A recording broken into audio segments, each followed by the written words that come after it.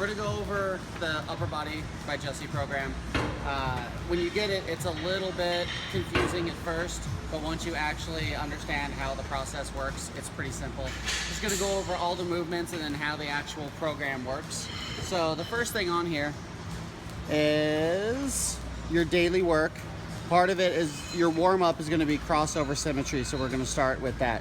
If you don't have access to crossover symmetry, hopefully your gym does. If not, it's worth the investment of a couple $100. It builds up scapular strength and also warms up the shoulders, pretty much unparalleled to anything else. We've been using it here at the gym for a couple years now, and the benefits are amazing. So with this, come over here. The crossover symmetry actually has a chart on here. What we're gonna do is actually do the activation sequence.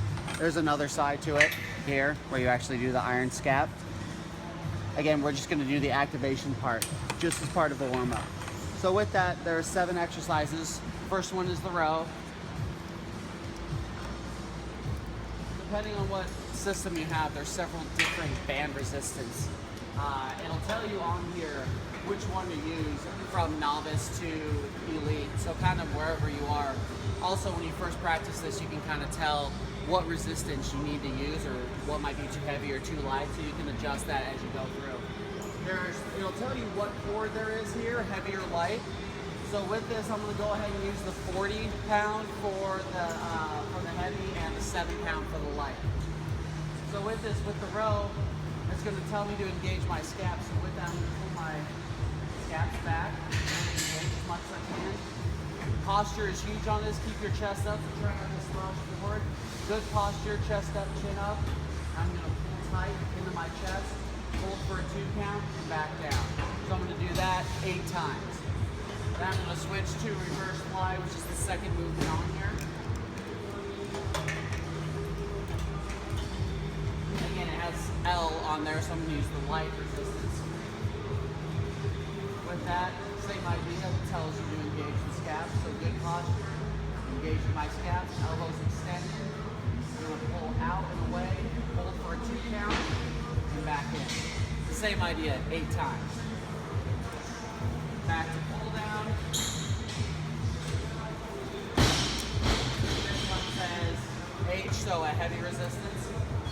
Just for the purpose of this, I'm going to use the 25s instead of the 40s.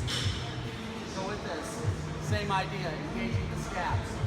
Elbows extended, retracting when I get back into position and release. One more time, engaging the scaps, chest up, posture up, elbows extended, pulling back, and then retracting in, shoulder blades, and back through. Now, going to knee level, which is the second part of this.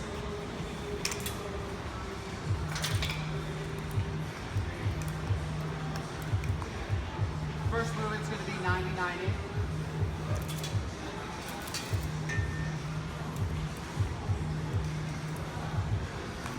So this one's probably the trickiest one of all 7 movements. I'm going to actually deliberately internally rotate my shoulders. I'm going to pull up simply at the shoulders and through. So it's an external rotation. Sorry, I said internal. External rotation. Holding for a 2 count at the top. So you want all the movement to come here from the elbow. You don't want to pull with your arms.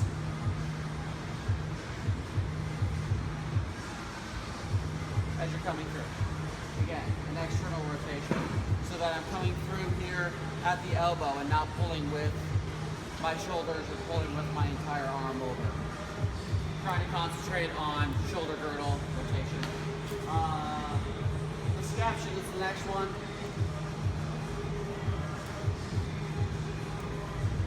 With this, going to extend full with the elbows again.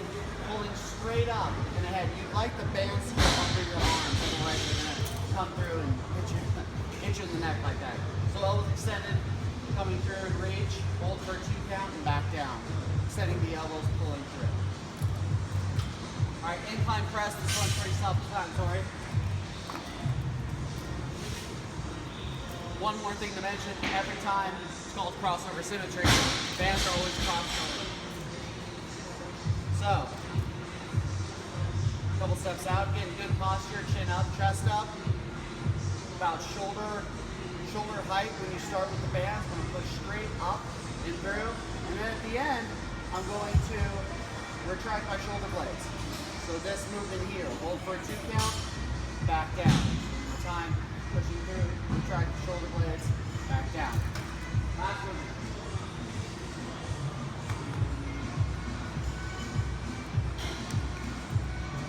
Crossover victory, making a V at the top. So with this, elbows extended, pulling up and all the way through for a 2 count, and you're going to back down. Again, elbows extended, up for a 2 count, back down. So with all of these here, it's going to be, it says 5 to 8 reps. Go ahead and just do 8 reps of each. You're only doing this one time. That's going to be your shoulder warm-up.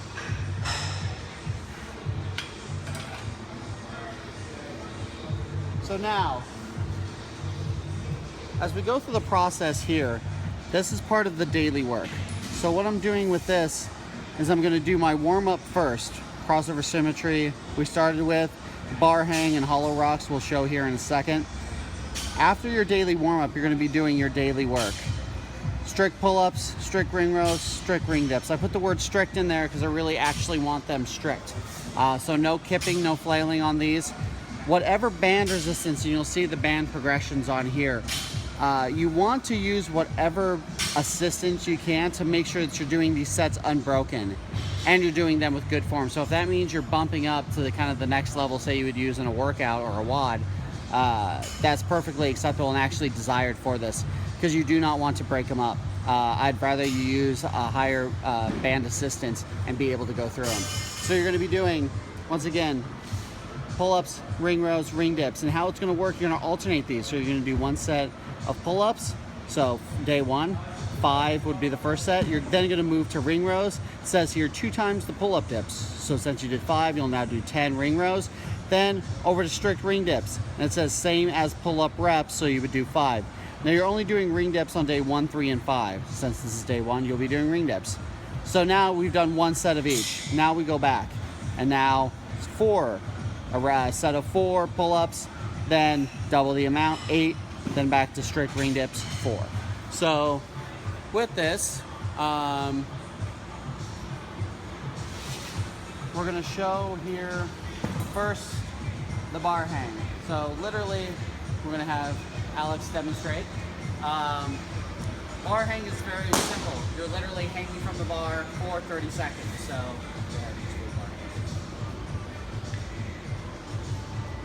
and hang. Relax as much as you can. You want those shoulders to be tested. The idea with this is that if you're going to be on the bar long enough to do a set of 20 or 30 or 40 kipping pull-ups or 10 or 15 strict pull-ups, you need to be able to actually hang onto the bar long enough. So this works that. Second on this is going to be hollow rocks. So 3 sets of 10. So with hollow rocks,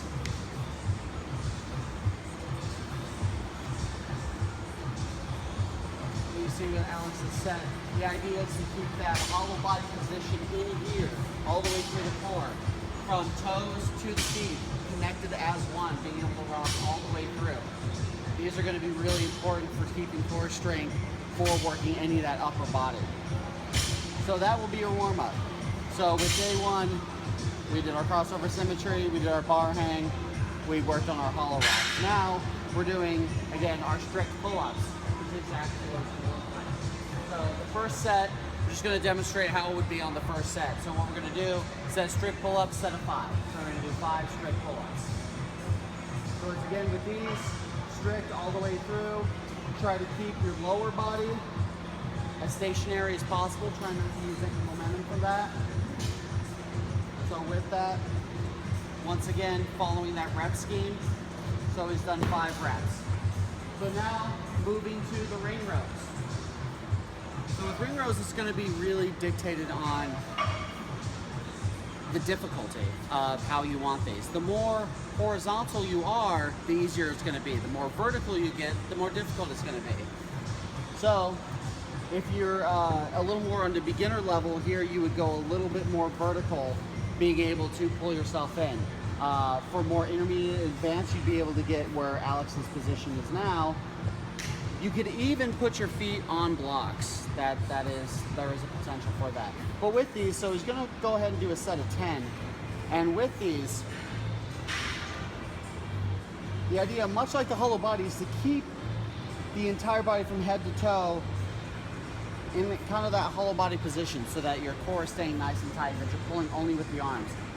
Ideally, just like Alex is doing here, pulling those rings right into the chest. So you actually want to get closer and make contact there. You don't want them out and away from you.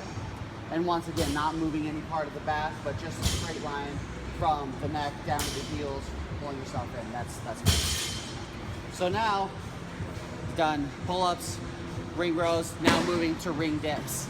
So with this, now we're going to be doing a set of 5 ring dips. Now this is one where a lot of people are probably going to have to use band resistance.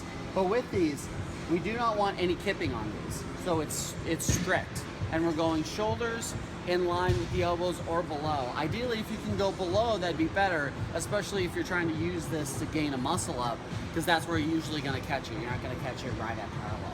So go ahead, set of 5 here. So with this, again, they're strict, so staying nice and through. Also, shoulders coming forward, nice and in line, pressing all the way and extending through. And again, this is one where you can use a band to assist if you to make sure you're actually doing them strict. All right, so that will be your daily work. You would then go through all your 5 sets. Now, as we go through on the schedule of exercises here, so each day has a specific exercise. Everything from bench to handstand work. And you're only doing it on that day. So day 1 would be bench. So bench press, self-explanatory, but a couple things with this that I just like to point over about bench technique. So when you're getting set, there's 3 points of contact: head, butt, feet. Keeping your feet flat, so not bringing them up on the bench like you might see at 24 Hour Fitness. You actually do want a curvature in your back. There's a lot of misinformation about that. Our spines are naturally curved, so we don't want to flatten our back deliberately. We don't want anything excessive, an excessive curvature of the spine. That's why if you maintain that contact of the head, butt, and feet, it'll be that natural arch there. So you can kind of see under the shirt here, that arch. Then as he brings it out, so shoulder blades are nice and tucked in, elbows are brought in to protect the shoulder girdle. As he brings it down, it's going to be a little below nipple level. Elbows are in. Again, if you flail out, you really expose the shoulder girdle and the pec to tears. That's usually where injuries happen with the bench. As driving up, the trajectory of the bar is naturally back. So a couple more. You're coming through, reaching back ever so slightly. That bar trajectory coming off, nice and tight, out of the bench and rack. So again, the keys there, keeping those elbows in, keeping the shoulders retracted. Again, with that, with bringing your scaps into it, bringing your upper back, you're able to generate more force with the bench. Now, a lot of the bench coming into this is going to be much lighter than your max, but working on good technique, especially with the amount of reps that are involved with this, is always good, especially going to protect your shoulders. This is an intense program, so there's a lot of shoulder work in this. Second would be strict press. So with this is pretty self-explanatory, but a couple keys on this. So when Alex is going to be doing a strict press, taking it out of the rack, so he's going to be tucking the chin in and immediately driving the bar back. So not around his head. So I show like a bad one. So there's a lot of that tends to happen. So with this, instead, you're going to be tucking the chin, driving that bar straight back and immediate, finishing with head through. Especially as it gets heavier, making sure that you're not pushing away, but that you're driving that straight through. All right, so on day 3, well, that would be day 3. One of the other days, day 2, bent over rows is going to be one of the movements. So with this, making sure you're getting down to about 90 degrees, keeping those elbows flexed in, and much like the ring rows that we were doing before, the idea here is to keep those elbows in and really use the scaps and upper back to pull in. You don't want to use a weight where you have to jerk the weight up. you want to be nice and strict as Alex is here. Again, very close to that 90-degree angle, able to pull that right into about the breadbasket here. All right, that's good. All right, we just got a couple more things. Man makers. So these are always fun. So it's a complex with the dumbbell, basically involving 2 rows, a push-up, standing up, doing a full squat, doing a jerk. So go ahead and have you done this before? Not this version. What? Not this version. So doing a push-up, a row, standing up full, do a clean, a squat, and a jerk. So that's 1. And so with this, for sets of 8, or I'm sorry, set of 6 at least for the first week, you want to keep the dumbbell fairly light. On that first set, if it's too light, you can increase over those 3 sets. Handstand work. Couple levels with this. So we're gonna have, and this will be the last thing we go over. So level 1 is going to be for someone who really cannot complete a handstand push-up.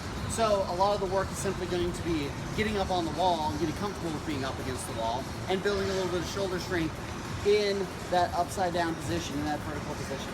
So the first one is just going to be the wall walks. Just gonna straight from wall walk. So with the wall walk, the key here is to actually use your feet to physically walk up the wall. And you're pushing your hands up against the wall. Ideally, you like to go all the way to the belly of the wall. As you can see, nice, tight, hollow core. And go ahead and walk back. And as you're walking back, you're actually pushing your feet against the wall to physically walk instead of let your feet just slam down to the ground. Now with those, if you truly are on a beginner level, go only as far as you feel comfortable. If you feel like you're going to collapse or anything like that, just go up maybe halfway and then come back down. Hold yourself for a couple of seconds. And then the second part is just a handstand hold. Kicking into a handstand and getting into hold. Now, if you don't feel comfortable doing that, what you can do is simply do a hold with a barbell overhead, or preferably have someone assist you getting up into the wall. There's also a couple of variations where you can bring your knee up close to your chest and actually push away. And so with this, especially if you're not comfortable immediately kicking up against the wall, placing your hands a couple inches away against the wall, usually a little wider than shoulder width. And with this, you see Alex's knee is close to his chest, back leg is going to actually facilitate the movement by kicking up and starting to move in that handstand position. And so with this, if you don't feel comfortable, you can pick up a little bit at a time just to get the feel for it. And again, having someone as a spotter come through and be able to actually hold your legs. So that's going to be a 60-second hold, breaking up into sets as needed. Level 2 is going to involve a little bit more difficulty because it is for someone who can actually complete an RX handstand push-up or a complete handstand push-up. So with this, there's going to be kipping push-ups. So those are pretty self-explanatory.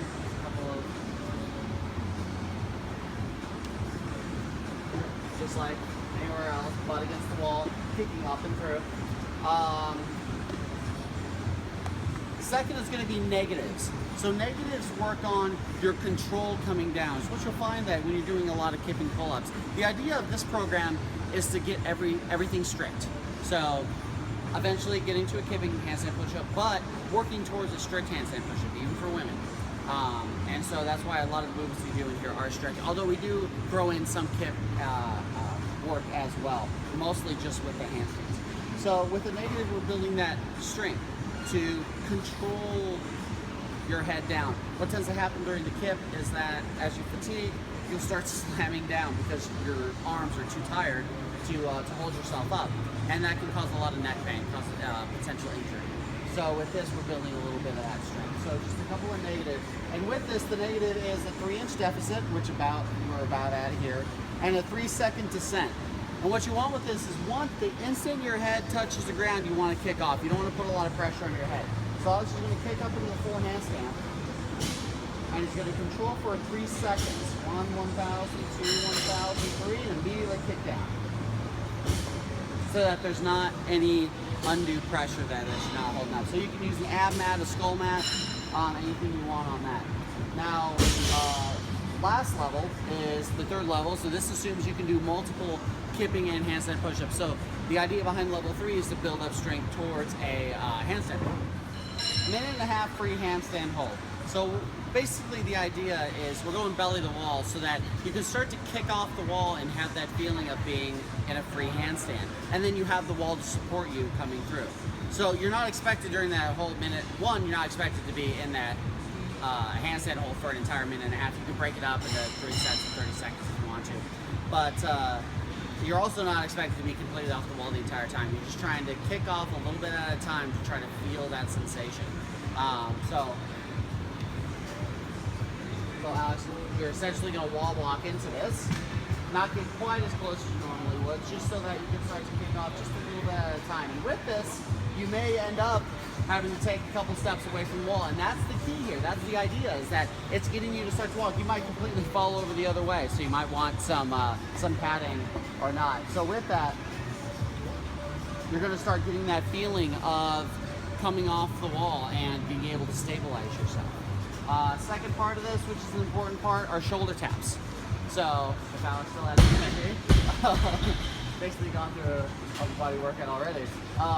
Shoulder taps are key to simulating the actual handstand walk. So April's going to demonstrate shoulder taps. So this can be done one of two ways. It can be chest facing the wall, chest facing away. We're going to show this one with chest facing the wall. So the key to this, once again, it's all about simulating the actual handstand walk. It's the shift of weight as you're reaching through to tap your shoulders. So you can see she's shifting her balance to make sure that she can support herself on one hand as she's coming through, and to actually physically touch the shoulder. So that's pretty much it, at least for the first 6 weeks. The second 6 weeks is pretty much the same thing. There's really nothing new introduced. There's GHD sit-ups and strict toes to bar, which are pretty self-explanatory. We may come out with a different video for the second 6 weeks if we need to. But like I said, it's pretty much the same idea. There's one final movement that we can go over, and that's bat wings. So this one is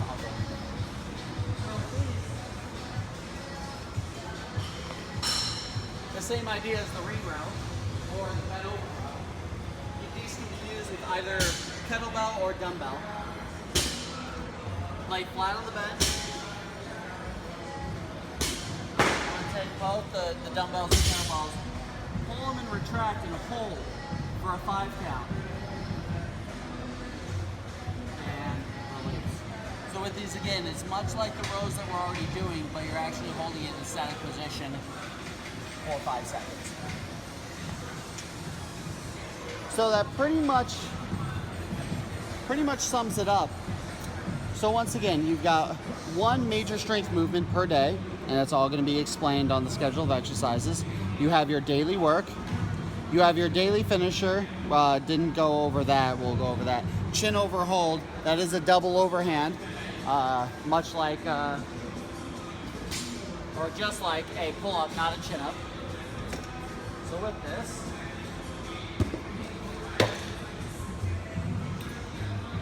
so I'm going to pull myself up. So with this, you can use band assistance, especially if you're using band assistance for your pull-ups. You'll need to probably use that for this. But again, the idea is just to statically hold yourself up. Go as long as you can. Basically, if you need to break it up into 3 or 4 sets, that's fine. So I'm going to pull myself up in the chin hold and just hold with the chin above the bar.